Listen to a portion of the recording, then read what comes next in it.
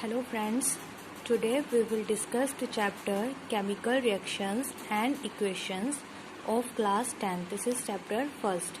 In this chapter we will study about the chemical reactions. जो chemical reactions हैं वो किस तरह से होती हैं और chemical equation को कैसे लिखा जाता है. जैसे आप अपने सराउंडिंग में भी देखते हैं, जो ग्रेप्स है वो फर्मेंट हो जाते हैं, जो हम रेस्पिरेशन करते हैं वो भी एक केमिकल प्रोसेस है. उसी तरह जो फूड हम खाते हैं वो डाइजेस्ट हो जाता है, that is also a chemical process. Likewise जो आयरन है, आयरन को जब हम एटमॉस्फेयर के अंदर रखते हैं तो बिकॉज ऑफ मॉइस्चर जो आयरन है उसके ऊपर जंग लग जाती है जिसे हम कहते हैं rust. So iron get rusted. उसी तरह से हम एक एक्टिविटी करते हैं जिसके अंदर हम क्या करते हैं, मैग्नीशियम को लेकर चलते हैं. जो मैग्नीशियम है that is taken in the form of ribbon. तो हम क्या कहेंगे कि हम क्या लेंगे, मैग्नीशियम रिबन. तो जो मैग्नीशियम रिबन है पहले हम उसे अच्छे से सैंड पेपर से रब करते हैं.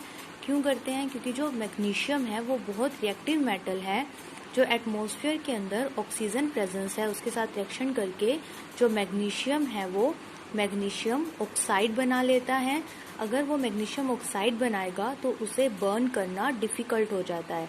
तो मैग्नीशियम रिबन को पहले अच्छे से सैंड पेपर से रब करके मैग्नीशियम ऑक्साइड को उससे रिमूव किया जाता है और उसके बाद जो मैग्नीशियम रिबन है उसे बर्न किया जाता है. जब हम उसे बर्न करते हैं तो वो कन्वर्ट हो जाता है इन मैग्नीशियम पाउडर. तो जो पाउडर है वो किसका होगा, मैग्नीशियम ऑक्साइड का. तो मैग्नीशियम ऑक्साइड आ जाता है इन द पाउडर फॉर्म. इससे बहुत वाइट कलर की डैजलिंग फ्लेम प्रोड्यूस होती है. अब यहाँ पर जो मैग्नीशियम रिबन है वो पूरी तरह से बर्न होकर मैग्नीशियम ऑक्साइड बना देता है. उसी तरह से ऐसे काफ़ी सारी केमिकल रिएक्शंस हैं, जैसे जिंक. अगर हम किसी टेस्ट ट्यूब के अंदर जिंक ग्रैन्यूल्स लेके चलते हैं तो जो जिंक ग्रैन्यूल्स हैं उनकी हम रिएक्शन करवा देते हैं सल्फ्यूरिक एसिड के साथ भी करवा सकते हैं और हाइड्रोक्लोरिक एसिड के साथ भी करवा सकते हैं. तो zinc granules in the presence of H2SO4 जिसे हम डाइल्यूट फॉर्म के अंदर लेके चलते हैं. आपको पता होगा जो डाइल्यूट है उसका मतलब होता है जहाँ पर हमने वाटर को मिक्स किया हो. ऐसे एसिड्स जहाँ हम वाटर को मिक्स कर देते हैं उसे डाइल्यूट बोलते हैं. और कंसंट्रेटेड का मतलब होता है जहाँ पर हम H2SO4 या किसी भी एसिड का जो अमाउंट है वो ज़्यादा रखते हैं और जो वाटर है उसका अमाउंट कम रखेंगे. तो अगर हम सल्फ्यूरिक एसिड की प्रेजेंस में रिएक्शन करवा रहे हैं तो इसके अंदर क्या हो जाएगा, ZnSO4 प्लस हाइड्रोजन जो गैस है वो लिबरेट हो जाएगी. अब इन दोनों के अंदर हम क्या स्टडी करते हैं कि कोई भी जो केमिकल रिएक्शन है वो कब होती है. उसके अंदर कुछ कंडीशंस हो जाएंगी कि फर्स्ट ऑफ ऑल क्या होना चाहिए, चेंज इन स्टेट. अगर कोई भी केमिकल रिएक्शन हो रही है तो उसकी स्टेट के अंदर चेंज होना चाहिए.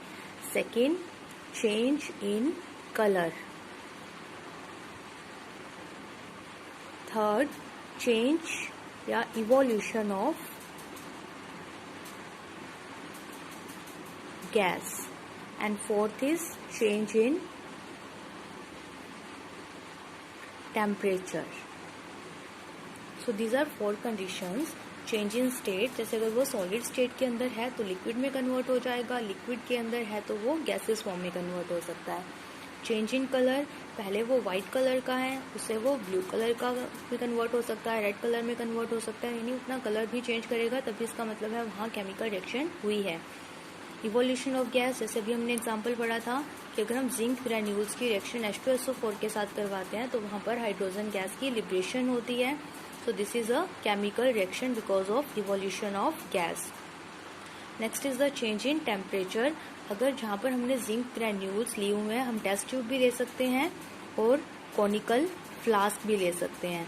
तो कॉनिकल फ्लास्क या फिर जो टेस्ट ट्यूब है अगर इसके अंदर जो टेम्परेचर है वो चेंज हो जाए, गर्म हो जाए, तो इसका मतलब वहाँ पर क्या हो गया है, चेंज इन टेम्परेचर. तो चेंज इन टेम्परेचर भी क्या होगा, this is result in chemical reaction. So यहाँ पर हम टेस्ट ट्यूब भी ले सकते हैं और कॉनिकल फ्लास्क भी ले सकते हैं. उसके बाद हम लिखते हैं chemical equation.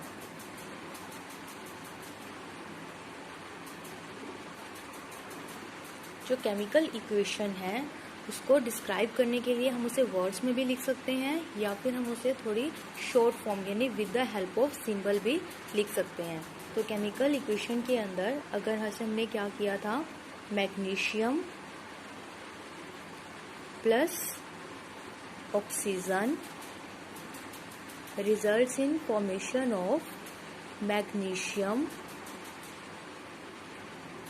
Oxide.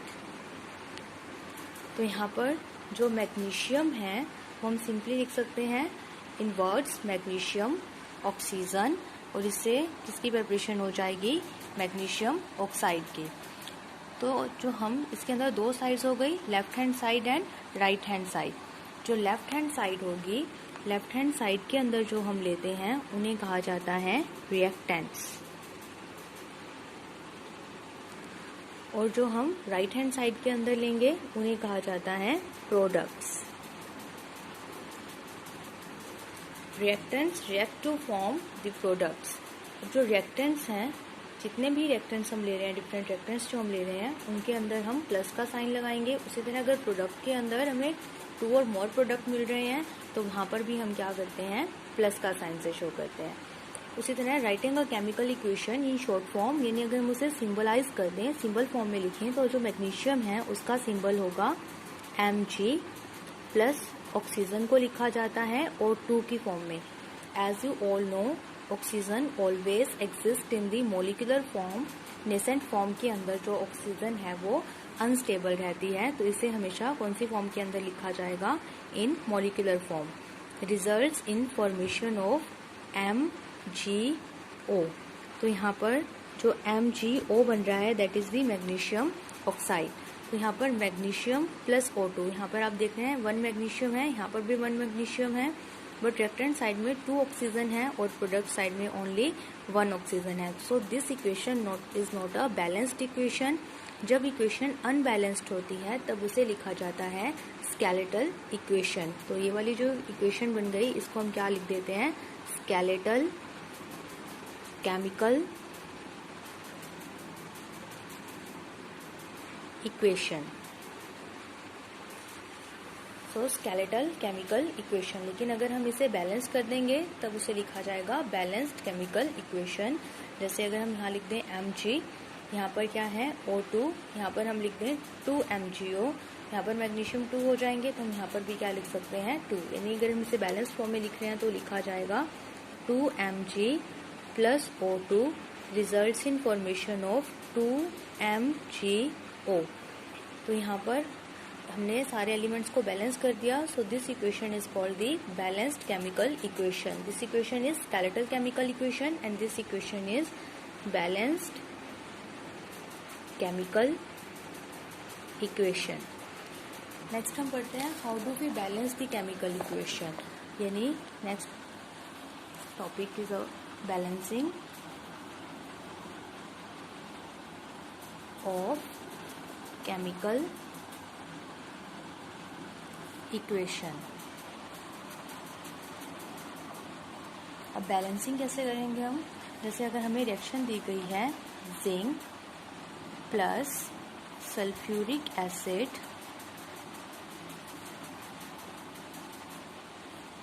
Results in formation of zinc sulphate plus hydrogen.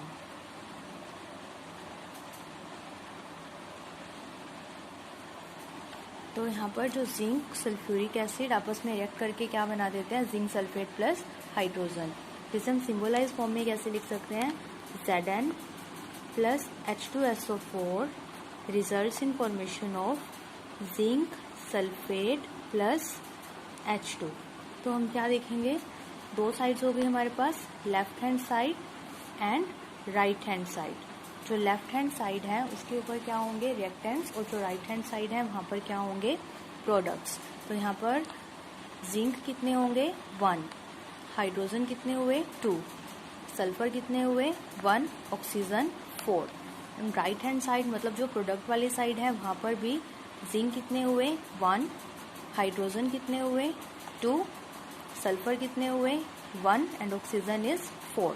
तो राइट हैंड साइड और लेफ्ट हैंड साइड के जो एलिमेंट्स हैं वो इक्वल हैं, so this is a balanced chemical equation.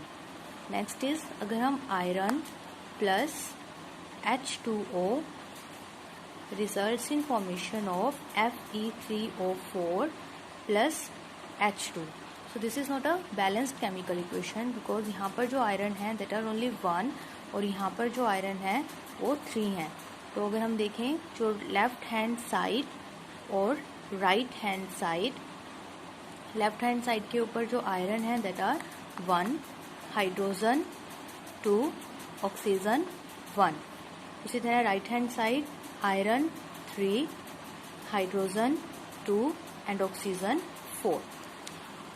तो कैसी इक्वेशन हो गई, अनबैलेंस्ड इक्वेशन है जहाँ पर आयरन 1, यहाँ पर 3, यहाँ पर हाइड्रोजन 2, यहाँ पर भी 2 ही है, उसके बाद यहाँ पर ऑक्सीजन 1 है और यहाँ पर ऑक्सीजन 4 है। बट हम क्या करके चलते हैं, जितने मैक्सिमम नंबर ऑफ एलिमेंट्स जहाँ पर होते हैं सबसे पहले उसे बैलेंस करेंगे। तो हम यहाँ पर Fe3O4 को लेके चलते हैं जिसके अंदर हम एलिमेंट लेके चलते हैं ऑक्सीजन। तो यहाँ पर 4 ऑक्सीजन है, यहाँ पर 1 ऑक्सीजन है, तो हम लेफ्ट हैंड साइड वाले टर्म जो है उसको 4 से मल्टीप्लाई कर देंगे। तो जो टर्म आ जाएगी हमारे पास, इक्वेशन आ जाएगी, वो क्या आ जाएगी, 4H2O Fe3O4 प्लस H2। अब यहाँ पर आयरन कितने हो गए, 1, हाइड्रोजन कितने हो गए, 8, ऑक्सीजन 4। लाइकवाइज यहाँ पर भी आयरन कितने हैं, 3, ऑक्सीजन कितने हैं, 4 एंड हाइड्रोजन 2। तो ऑक्सीजन बैलेंस हो गए बट हाइड्रोजन यहाँ पर 2 हैं और यहाँ पर कितने हो गए, 8। तो इस इक्वेशन को हम कितने से मल्टीप्लाई कर देंगे, यहाँ पर 4 से। तो Fe plus 4H2O Fe3O4 plus last में हम क्या लिख देंगे यहाँ पर 4H2। तो आयरन यहाँ पर कितने हो गए हमारे पास, आयरन 1, हाइड्रोजन कितने हो गए, 8, ऑक्सीजन कितने हो गए, 4। आयरन कितने हुए, 3, ऑक्सीजन कितने हो गए, 4, हाइड्रोजन कितने हो गए, 8। यानी हाइड्रोजन और ऑक्सीजन बैलेंस्ड है, सिर्फ क्या रह गया, आयरन। तो हम इस इक्वेशन को यहाँ पर कितने से मल्टीप्लाई कर देंगे, 3 से। सो 3Fe plus 4H2O results in formation of Fe3O4 plus 4H2। This is a balanced chemical equation, लेकिन अभी भी इसके अंदर हमने फिजिकल स्टेट को मेंशन नहीं किया है। तो अगर हम किसी भी इक्वेशन को बैलेंस कर रहे हैं तो वहाँ पर उसकी फिजिकल स्टेट को लिखना बहुत ज़रूरी है। तो अगर हम फिजिकल स्टेट को लिखते हैं तो आयरन कौन सी फॉर्म के अंदर एग्जिस्ट करता है, iron exist in the solid form. उसी तरह जो वाटर है that exist in the gases form in this reaction. अगर वाटर इन गैसेस फॉर्म है इसका मतलब हम वाटर को कैसे ले रहे हैं, in the form of steam. Fe3O4 exist in the form of solid and hydrogen in gaseous form. So this is the balanced chemical equation 3Fe plus 4H2O results in formation of Fe3O4 plus 4H2. Likewise there are some other reactions also like CO in gaseous form plus 2H2 in gaseous form. अगर कोई reaction किसी condition के ऊपर हो रही है, like वहाँ पर हमें टेम्परेचर को, प्रेशर या कैटलिस्ट को शो करना है, तो वो हम शो करते हैं इस एरो के ऊपर। जैसा पहले मैंने आपको बोला था, जो लेफ्ट हैंड साइड में लिखे जाते हैं वो रिएक्टेंट्स होते हैं और जो राइट हैंड साइड के अंदर लिखे जाते हैं वो प्रोडक्ट्स होते हैं। तो यहाँ पर जो रिएक्टेंट प्रोडक्ट के अंदर कन्वर्ट हो रहा है उसकी डायरेक्शन को कौन शो कर रहा है, दिस एरो शोज कि जो रिएक्शन है वो कौन सी डायरेक्शन में प्रोसीड कर रही है।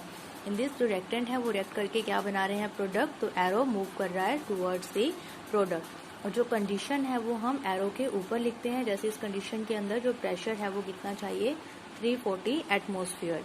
Likewise 6CO2 in aqueous form plus 6H2O in liquid form in the presence of sunlight। जो सनलाइट है उसको हम H से भी रिप्रेजेंट कर सकते हैं।